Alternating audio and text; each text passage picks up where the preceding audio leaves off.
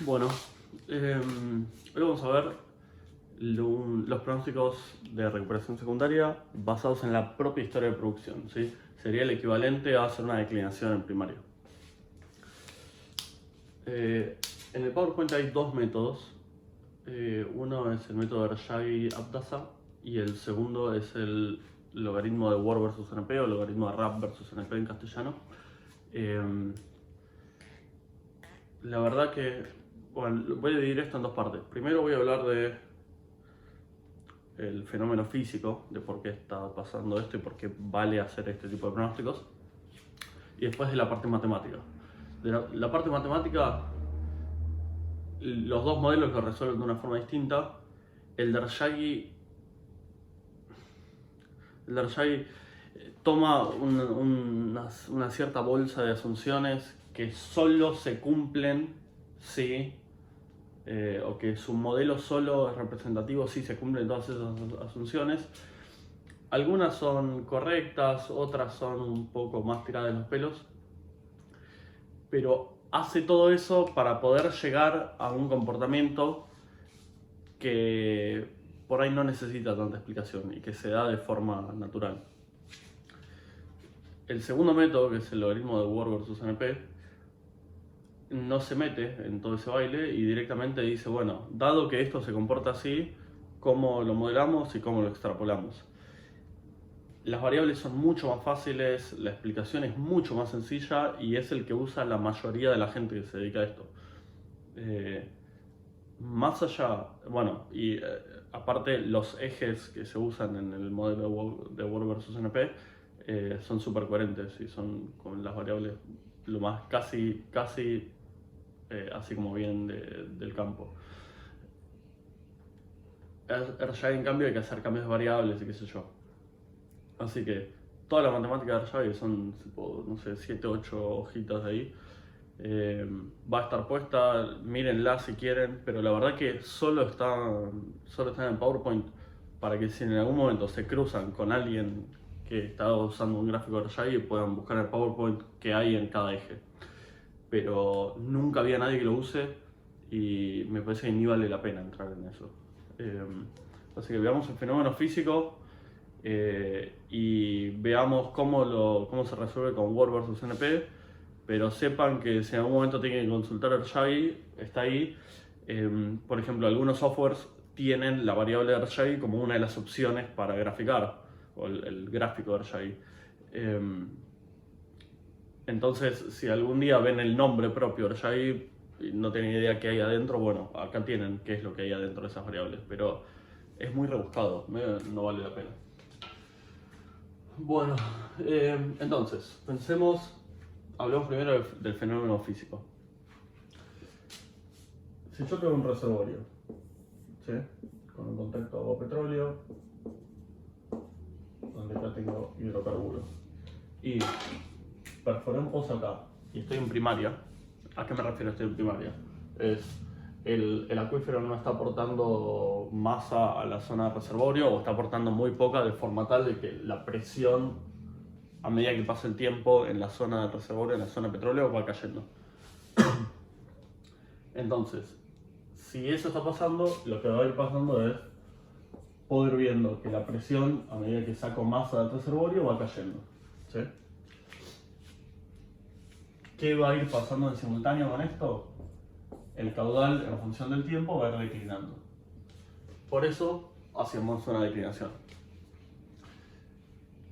Ahora, si esto está pasando, el mecanismo de drenaje, ¿se acuerdan el primer tema que se ve en ingeniería de reservorios?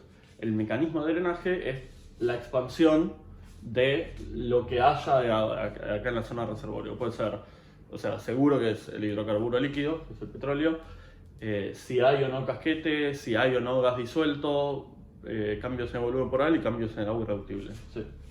Si no tengo entrada de agua o es mínima o no impacta, no previene la caída de la presión. Entonces, de esa forma, o parado en esa situación, digo, ok, esto es un mecanismo de recuperación de primaria, que es los fluidos están cambiando de volumen, fluidos o rocas están cambiando de volumen porque cae la presión. Ahora, si en vez de pasar esto, lo que tengo es agua que está, o un acuífero que está aportando masa, está aportando energía al reservorio, de tal forma que la presión más o menos no cae, ¿sí? Entonces, esto se va a comportar de una forma distinta. ¿Por qué? Porque cambió el mecanismo de drenaje, cambió el motivo por el cual el petróleo está yendo hacia el pozo. Antes el petróleo iba porque yo tenía un POIS, estoy haciendo un modelo muy simple, ¿no? Muy simplificado. Si acá tenía el pozo productor, y a esto le aplicaba una caída de presión, o le permitía que cayera la presión,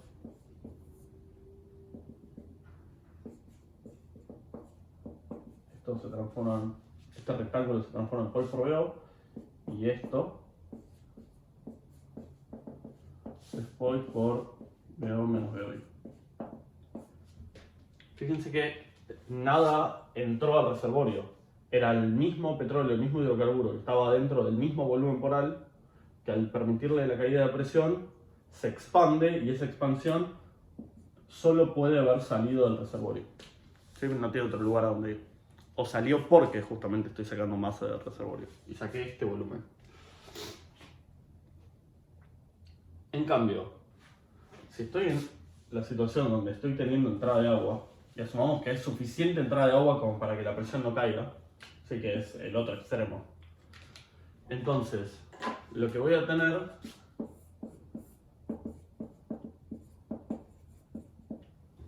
es, me voy a un extremo, ¿sí? Donde la presión no se modifica para nada.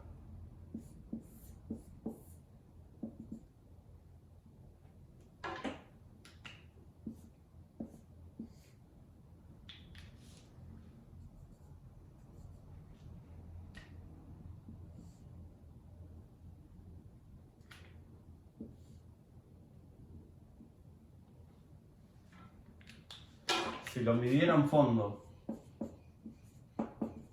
el mismo volumen de petróleo, pero con una entrada de agua que me generó presión, ¿sí? Me generó un ingreso de masa al reservorio que empujó petróleo hacia adelante. Este volumen producido, NP por VO, o VOI en este caso, donde la presión no cayó absolutamente nada, tiene que ser igual a la entrada de agua. ¿Sí? Ahora, esto, respecto de esto, es completamente distinto físicamente, ¿sí? En esto está cayendo la presión, está cambiando el volumen de los fluidos. Si hubiera livianos o si estuviese por debajo de la presión de burbuja, libero gas. Es completamente distinto al mecanismo que está ocurriendo acá, que es entra agua, empuja y mueve petróleo para adelante a la misma presión.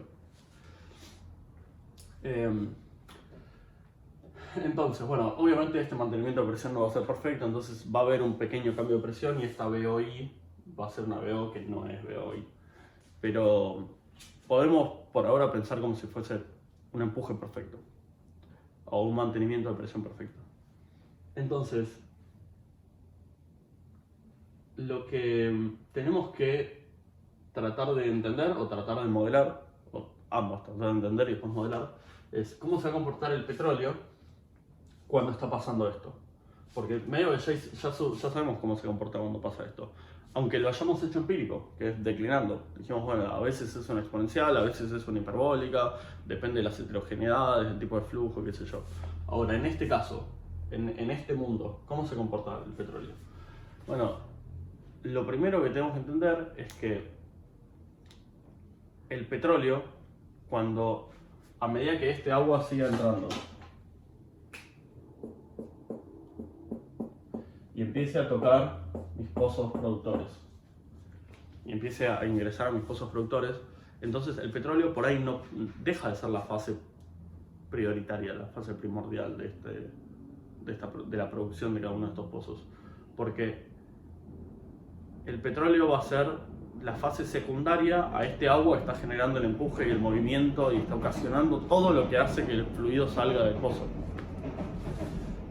Entonces, al principio, cuando la producción de petróleo todavía es alta respecto del líquido total que produce el pozo, todavía es probable que esté en una condición transitoria entre una primaria y una secundaria. Pero cuando el agua que está entrando al reservorio, que por ahora lo estamos tratando como un acuífero natural, ¿sí?, es tal que es la fase predominante de flujo, entonces por ahí ya no tenemos que estar mirando qué pasa con el petróleo, sino tenemos que estar mirando qué pasa con el fluido que sale de ese pozo, ¿sí? Ahora, todo esto que dije para un acuífero lo puedo estar diciendo también para una secundaria, ¿sí? Incluso la secundaria va a tener, imagínense que esto que voy a hacer ahora, lo voy a hacer en otro color. Esto es lo que hablábamos antes, la sábana de presiones que hablábamos antes, ¿sí? Yo voy a tener en los pozos productores presión baja y en los pozos inyectores presión alta. Uy, perdón. ¿Sí?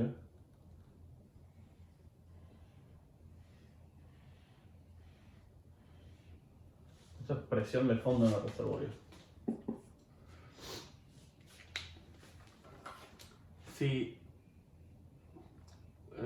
bueno, voy a decir dos cosas. Primero, si estoy inyectando suficiente volumen como para que la suma de lo que inyecto dé igual a la suma de lo que produzco, entonces esta línea roja que dibujé, que la hice en una dimensión pero es 3D, no cambia, ¿sí? Se mantiene estática. Si saco del reservorio toda la masa que estoy inyectando.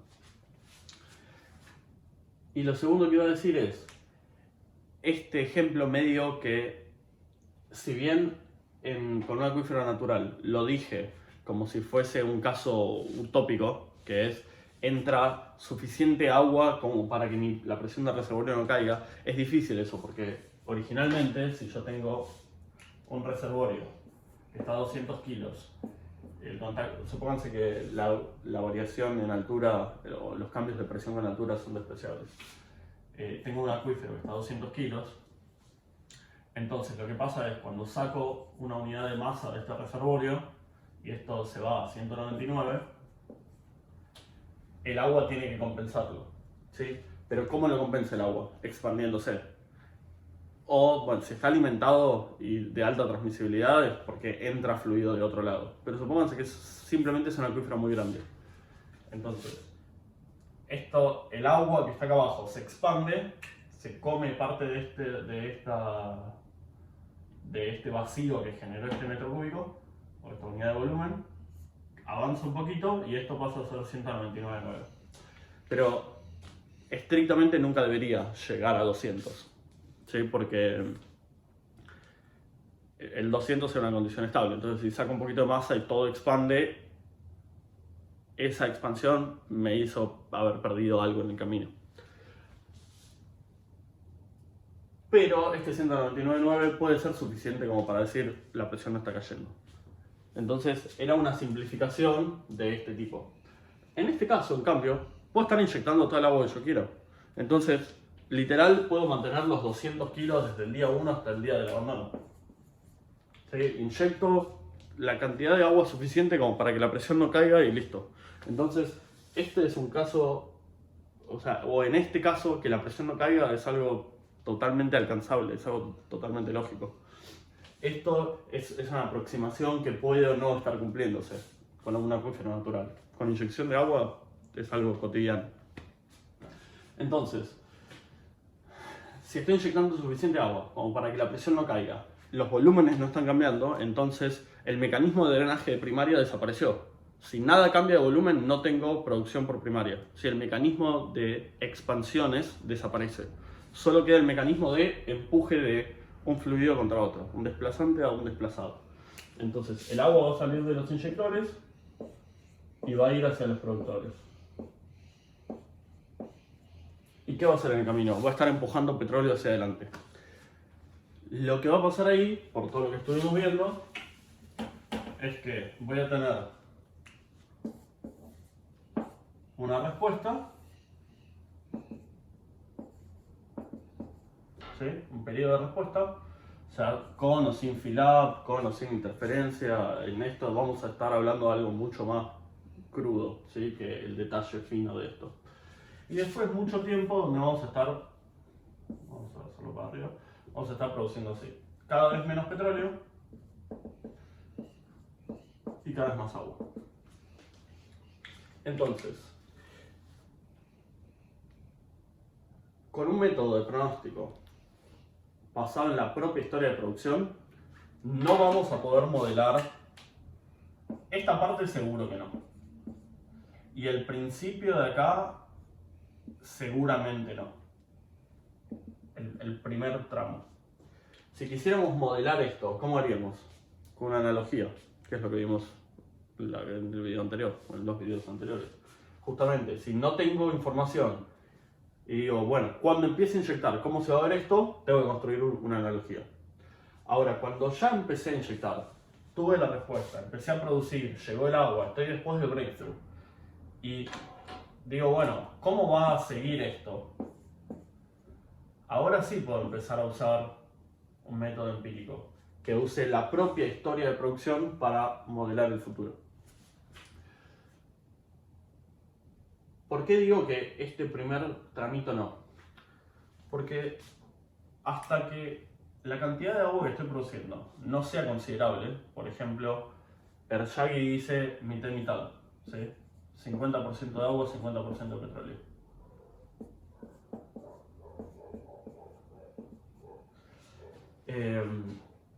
Y el método de Ward versus NP no aclara, pero puede ser un RAP de 1 o un RAP de 1 y pico, que es exactamente esto. ¿Sí? El RAP de 1 es justo que el cociente sea 1, así que también sería un 0,5. Por eso puede empezar de menos, de RAP 0,5. Bueno, ahora lo hablamos.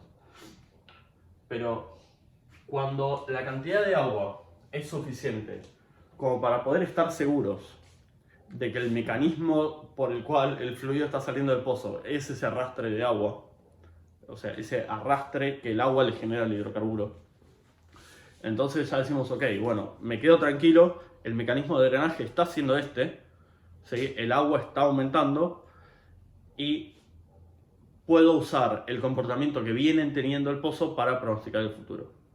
¿Sí? Es parecido a lo que decíamos en declinaciones.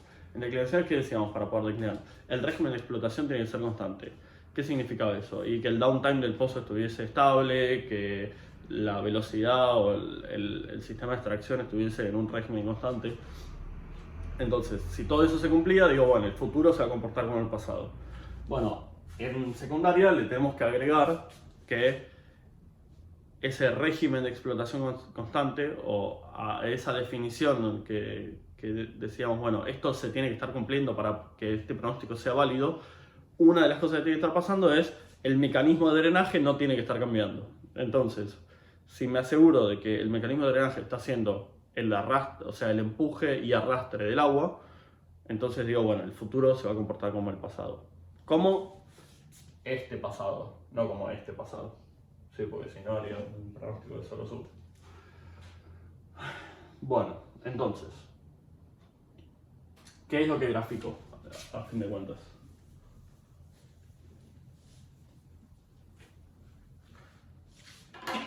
Hablemos directamente del de RAP versus NP. No sé ni para qué puse el PowerPoint, o sea, para que lo tengan y lo vean. Todas las primeras hojas son de Ershagi y después van a llegar al gráfico de Ward versus NP. El logaritmo de Ward versus NP es esto.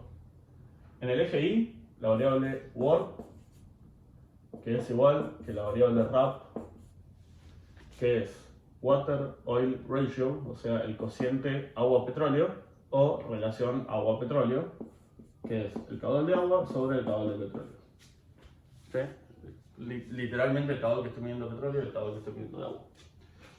Y en este eje voy a poner la acumulada. ¿Por qué se llama el log de Ward versus NP? Porque todo esto lo voy a estar mirando en escala semilogarítmica, con este eje logaritmo y este eje lineal.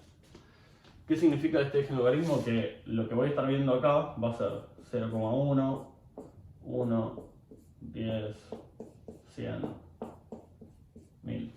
¿Sí? Y lo que voy a estar mirando en este eje es la acumulada de petróleo. o sea, el área abajo de la curva de petróleo. Entonces, ¿qué va a pasar? Yo voy a empezar a producir y imagínense que arranco con una primaria o lo que sea, estoy previo a la secundaria y lentamente va a empezar a aumentar la acumulada. A medida que tenga la respuesta y todo, la acumulada de petróleo va a aumentar con el corte de agua nulo o casi nulo, ¿sí? Por ahí viene un poquito de agua de las inmediaciones, del reservorio, de cualquier lado puede venir un poco de agua. Pero llega un momento, en el momento del breakthrough, que el agua va a empezar a aumentar y va a empezar a aumentar bastante. Acá tengo 9:1, ¿sí? Entonces el cociente ese va a ser casi 0,1, 0,11. Después 28, ¿sí? Entonces el cociente ese se va a 0,25 y así, va creciendo. Más o menos cuando esto está, el RAP está en 1 o por ahí incluso un poquito menos, para el Yagi es cuando los dos fluidos sacan el mismo volumen, que es un RAP de 1 o un FW de 0,5. Pero por ahí un poquito antes se ve una tendencia. Lo que va a pasar es, al principio voy a estar produciendo muy poquita agua y de una forma muy inestable, ¿sí? A ver, voy a cambiar voy a mover los ejes un poquito para abajo. 0, 1, 1, 10, 100. Entonces lo que va a pasar al principio es, voy a estar teniendo mucha producción de petróleo con cortes de agua muy chiquitos, que por ahí un día lo mido y es 1 metro, por ahí otro día lo mido y es medio metro, por ahí otro día lo mido y son 2 metros, metros días de caudal estoy hablando. Entonces, lo que va a pasar es, al principio, esto va a estar creciendo en el eje X de forma muy inestable. ¿Sí? El principio de la vida del reservorio, o de la secundaria, que es probable cuando esté mirando esto. Pero a medida que aumenta la cantidad de agua, cada vez mi error de medición disminuye respecto del volumen que estoy midiendo. Entonces esto se va a empezar a acomodar, ¿sí? Y por ahí en 0,5, fíjense que lo hago más cerca del 1 que del 0,1. Por ahí en 0,5, por ahí en 1, en 2 a veces. Esto ya va a empezar a tener una forma, ¿sí? Y esa forma empírica, si lo miran ahí en el gráfico lo van a ver, empieza a parecerse una línea recta. Entonces, el logaritmo de Ward versus NP lineal empieza a tener comportamiento de línea recta. Si mi situación, acá, si esto es mi hoy, y no sé, estoy acá, este es mi hoy, mi NP de hoy, mi logaritmo de Ward de hoy. Un segundo. Como todo en la escala logarítmica se puede hacer de dos formas: graficar los valores concretos de Ward o de RAP en escala logarítmica, o calcular el logaritmo de la variable y graficarla en escala lineal. Si estoy en un programa o en cualquier cosa de la computadora que me permita graficar en escala logarítmica, siempre es mejor hacerlo así. Así leo directamente en este eje el valor que es, no sé, 1, no sé, 7, y estoy leyendo concretamente el Word y no el logaritmo de 7, ¿sí? Bueno, si esto es hoy y no sé cómo va a seguir esto, pero digo, bueno, más o menos desde RAP 1 hasta hoy estoy teniendo un comportamiento de secundaria suave y lógico, y donde el mecanismo de drenaje probablemente sea la secundaria. Entonces digo, bueno, desde 1 hasta hoy, esto ya me parece un comportamiento cuyo mecanismo de drenaje está haciendo el arrastre del agua. Entonces digo, bueno, si esto se está comportando así, puedo continuar su comportamiento recto hacia el futuro. Entonces, de esta forma, es lo mismo que hubiera hecho con las declinaciones en primaria. Puedo pronosticar, puedo prever cómo espero que siga saliendo esa relación agua-petróleo hacia el futuro, ¿sí? Y me voy a ir hasta, como en primaria me iba hasta un límite económico, 1 metro día o 3 barriles día o lo que sea.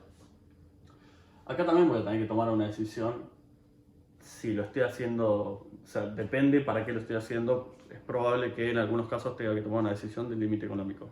Si no, lo tiro hasta el futuro y que corte el cash flow, ¿sí? Pero supónganse que quiero llevarlo hasta un límite lógico y es probable que el límite lógico esté más monedas menos en 100. Puede ser un poquito, por ahí me voy hasta 200, ¿sí? Por ahí me voy a menos, 80, pero voy a estar ahí. ¿Por qué? Porque cuando estoy produciendo con un RAP de 100, significa que estoy sacando 100 partes de agua por cada parte de petróleo, ¿sí? Que si esto lo paso a porcentaje de agua o water cut, o en realidad FW porque es en fondo, pero más o menos, sería 99,1%. O sea que estoy sacando una unidad de petróleo por cada 100 de agua. ¿Qué significa? Una unidad de petróleo que paga, que genera ingresos, tiene que sostener todos los costos variables de el pozo y los otros 100 de agua que están entrando en el inyector y están saliendo por acá. Es probable que más o menos por ahí estemos cerca del límite económico. Depende cuán eficientes seamos con nuestros OPEX, por ahí podemos estar produciendo más. Si tenemos costos de tratamiento e inyección de agua altos, por ahí tenemos que irnos a menos. Pero va a estar por ahí. 80, 100, 150, 200. Este va a ser mi rango. Ahora, todo esto es muy lindo, pero esta línea que estoy viendo acá es el RAP, ¿sí? O es el Word, que es la relación agua-petróleo. Pero la relación agua-petróleo son dos variables, caudal de agua y caudal de petróleo. Y tengo una ecuación que me da dos incógnitas. Entonces, tengo la relación entre ellas, pero no sé cuánto vale una, entonces no puedo calcular la otra. Por lo tanto, me falta otra ecuación para meter en el baile para poder definir todo esto perfecto. Esa segunda ecuación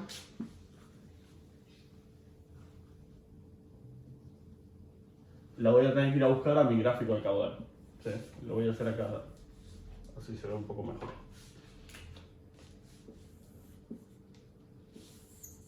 Si acá estoy viendo caudales versus tiempo,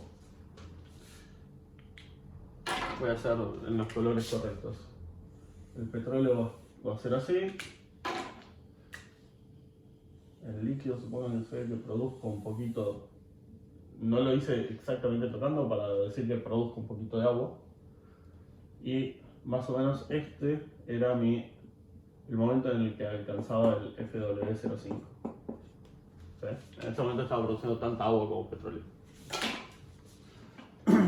Ese eje también, ese gráfico siempre está en semilog también. ¿Sí? O sea que puede engañar a la vista. Esto puede ser mucho más grande que esto y es que estén produciendo la misma cantidad. Entonces, digo, ok, este es mi F05, este es mi hoy. Y quiero saber cómo va a seguir esto. Bueno, sé cuál es la relación. O sea, lo que digo es, si hoy estoy produciendo, ¿cuánto había dicho? 8, ponele, 8 de aguas por cada uno de petróleo. O 7, no me acuerdo cuánto dije, 7 a 1. Y mi acumulada es tanto, la acumulada de hoy. Cuando mi acumulada sea, no sé, 50.000 metros más, o 10.000, o 5.000, o lo que sea, tantos metros cúbicos día más. Tantos metros cúbicos más. Mi relación va a ser tanto. ¿Sí? Entonces, ¿pero qué pasa? Hay un montón de soluciones, hay infinitas soluciones para esa situación.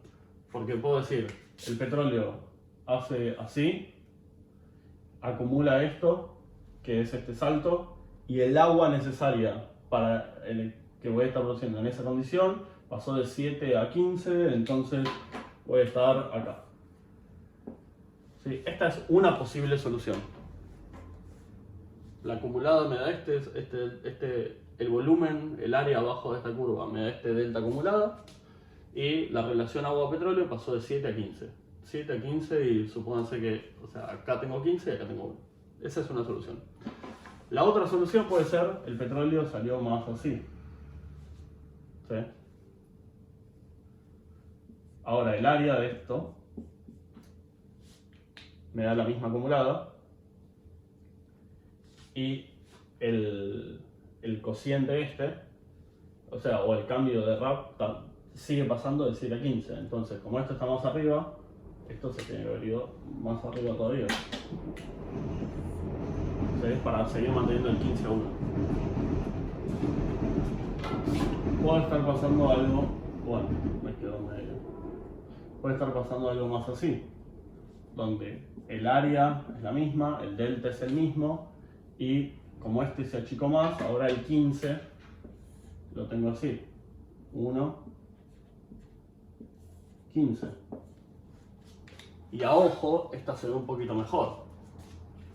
Entonces, ¿qué me está diciendo esto? Que me falta una ecuación en este gráfico, o me falta una ecuación, pero la voy a sacar de este gráfico, que me permita transformar estas dos variables y una ecuación en un sistema de dos variables, de dos incógnitas y dos ecuaciones. En un lugar voy a tener el cociente agua-petróleo. Y en otro lugar voy a tener que estudiar los caudales para ver cuál es la decisión que tomo yo de cómo creo que se está comportando esto. Entonces, la más usual va a ser, si mi premisa de partida era estoy produciendo toda la masa que estoy inyectando, entonces lo más probable es que mi caudal de inyección sea un dato conocido, y si hice todo bien, desde hace un rato que la producción está haciendo más o menos todo ese volumen. No digo exactamente todo porque lo más probable es que haya una pérdida, una pequeña fuga. Entonces, si estoy inyectando 105 o 110, voy a estar produciendo 100. Más o menos ese es el número. 5 o 10% tengo que efectos de borde, pérdidas en los sellos y qué sé yo. Entonces, voy a tomar una decisión, que es, si mi caudal de inyección es constante y no lo cambio, entonces, como consecuencia, mi caudal de producción total de bruta debería ser constante. Y ahora, si este caudal es constante, entonces ahí sí no me quedan infinitas soluciones. Me queda una única solución acá. ¿Por qué? Porque mi caudal de líquido es caudal de petróleo más caudal de agua. Entonces, si este caudal de líquido es una constante, entonces yo sé que hay un único volumen o un único pequeño perfil, un único cachito de pronóstico que me da la acumulada, delta acumulada, que me hace cambiar el caudal, que hace que esto se me siga cumpliendo. ¿Sí? Entonces lo puedo hacer para petróleo más alto, más medio, más bajo, o lo que sea, pero va a haber un único que me da el área, de tal forma que donde termine ese área, la relación esta, o sea, la relación esta es la que tiene que ser, y la suma sigue siendo esta constante. ¿Se acuerdan que antes yo dibujaba líneas que salían para otros lados al arriba? Bueno, en este caso no. Va a haber un único comportamiento de petróleo que me da el área, que me da este delta, que me da este cambio de RAP-NP, que es lo que me respeta que este agua sobre este petróleo cumplen este cociente y aparte suman lo que tienen que sumar. La solución esa es única. Tiene algo malo esa solución, que es este sistema de dos ecuaciones, o sea, QO más QWater igual constante y logaritmo de Ward igual a una función proporcional a la NP, o sea, una recta, una exponencial. No tiene una solución trivial porque en un lugar de la matemática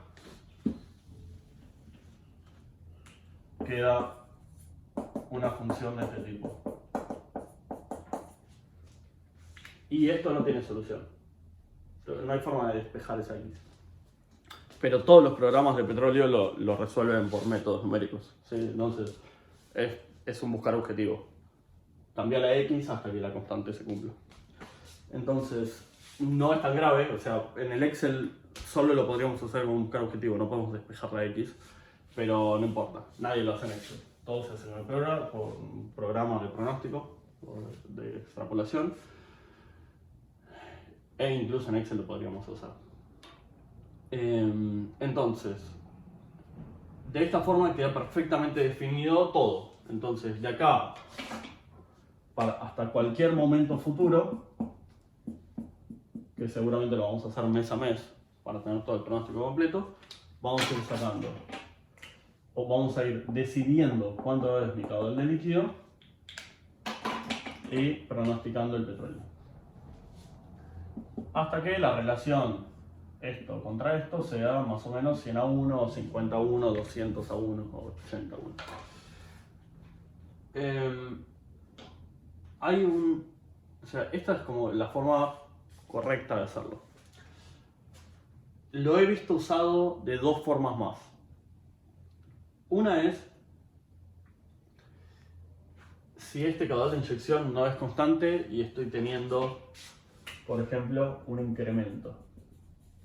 ¿Sí? Entonces, a ese incremento le asocio un incremento de caudal de líquido y obviamente todo esto pivotea para arriba. ¿Sí? Entonces la producción se mueve para arriba. Ese no me preocupa tanto porque si bien está cambiando el régimen de explotación, entonces eso medio que automáticamente me descartaría el pronóstico empírico, porque medio que la asunción es que el régimen de explotación sea constante. Está cambiando de una forma muy suave y muy ordenada y muy predecible. Entonces, medio de lo que estoy diciendo es, bueno, si vengo cambiando de esta forma y voy a seguir cambiando de la misma forma, usar la historia para pronosticar el futuro no es tan grave. Y la tomo, no me molesta tanto. Lo que seguro no debería tomar es... Lo voy a hacer acá.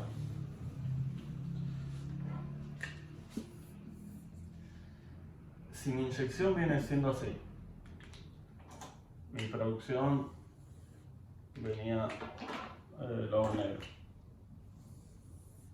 Perdón. Mi producción venía así, por decir algo constante, ¿sí? Lo voy a hacer en azul. Este es mi caudal de inyección, ¿sí? QI, Q líquido, Q de petróleo. Venía así hasta acá.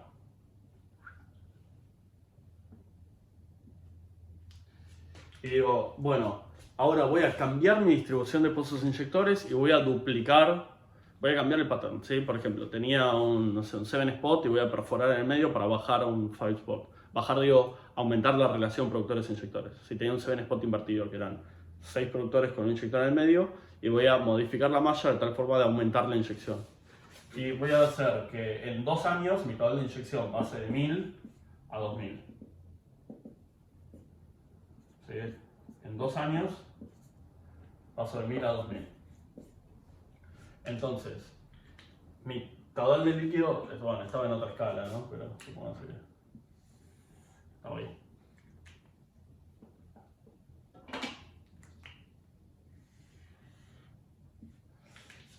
Mi caudal de líquido, lo más probable es que acompañe con un poquito de demora, y un poquito de histéresis el caudal de líquido, va a terminar acompañando. Ahora, si yo mantengo esta curva exactamente igual, lo único que va a pasar es, como esta proporción no está cambiando, entonces todo lo que es el petróleo va a seguir proporcional, según lo que es esta curva, proporcionalmente a la de líquido. Entonces va a ser algo así. ¿Sí? Ahora, esto solo es verdad si esta curva no se modifica. Pero no tengo idea qué va a pasar con esta curva cuando yo perfore inyectores o convierta inyectores y cambie y duplique mi inyectividad. Todo esto está teniendo esta forma porque en la parte que es historia, mi régimen de explotación estaba dado de una forma en particular. Tantos productores, tantos inyectores, tanto caudal de inyección, etcétera, etcétera. Si ahora voy a cambiar esto, no tengo idea qué va a pasar con esta curva. Puede quebrar para arriba, puede quebrar para abajo, puede modificarse para un lado, para el otro. Bueno, bajar no. Bueno, sí, bajar también, pero no creo que haga esta suba y después baje. Puede bajar y después subir. Pero puede hacer así. Entonces, la verdad es que no sé cómo va a comportarse esto.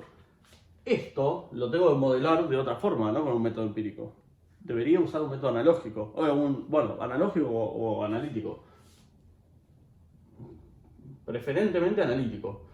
Pero si miran el gráfico que hay acá, van a ver que tenemos la historia de producción, o tenemos la curva RAPNP para una historia de producción que primero tenía un comportamiento y después cambió el comportamiento. De fondo, arriba tienen la curva del número de pozos, ¿sí? Del campo. Entonces, cuando la cantidad de pozos era más o menos 105 o algo así, durante un periodo largo, el RAPNP venía teniendo un comportamiento.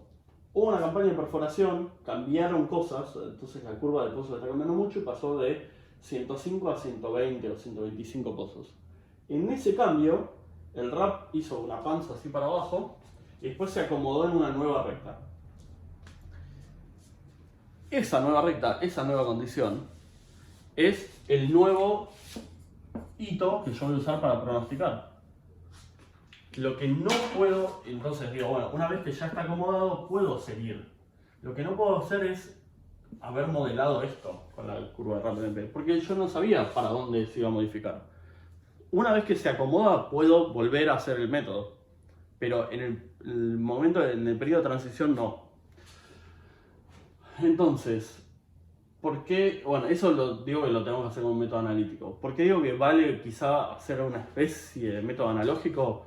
Es, por ejemplo, si yo tengo todo un yacimiento desarrollado de una forma y genero un cambio en una de las mallas, un cambio muy predecible y muy repetible, yo no sé, o duplico el cabo de inyección, o empiezo a inyectar otro fluido, o lo que sea, y veo que mi curva de RAPNP hace una deflexión, no importa cuál, pero la hace, y después lo hago en otra, y lo hago en otra, y lo hago en otra, y lo hago en otra, y siempre la deflexión es igual.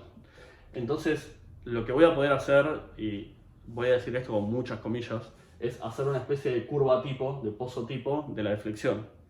Entonces digo, bueno, si ya en 10 mallas que hice esto, el comportamiento que hace es siempre el mismo, puedo promediar ese comportamiento y decir, bueno, en las próximas 40 mallas que todavía no hice pero que me falta hacer, va a replicar ese comportamiento. Y lo voy a ir validando con los propios datos, si se me deja de cumplir, dejo de aplicarlo, ¿no? Pero eso es algo que más o menos vale, porque es una analogía basada en algo empírico, no estaría tan mal. Pero solo ese caso, nada más. Fuera de eso no debería estar modelando cambios en esta curva. Esta curva, de la misma forma, no modelo cambios en una declinación. Si el pozo viene declinando de una forma y voy a abrir una capa, qué sé yo cómo va a cambiar el pozo. O sea, lo tengo que modelar de otra forma, no lo puedo modelar con declinación. Sí, tipo, la declinación venía a 10 y cuando abra la capa va a cambiar a 5. ¿Por qué 5? ¿De dónde salió ese dato? Tiene que haber salido de otro lado. De la misma forma de acá.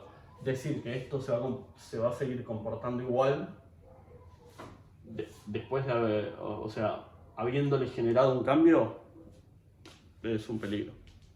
O bueno, no, está mal. Bueno, listo, eso es todo. Este sería el equivalente a declinar en primaria. No hay mucho más que esto. Sepan que tienen el J ahí si lo necesitan para algo, pero la verdad nunca vi a alguien que use el J. Y este método es buenísimo, la verdad, para pronosticar secundaria, pero hay que tener cuidado. Como cualquier método empírico que está basado en la propia historia de producción, solo vale si el futuro, si voy a operar el futuro como estuve operando el pasado. Si no, no puedo aplicarlo. Listo. Bueno, la próxima arrancamos con pronósticos analíticos. Hasta luego.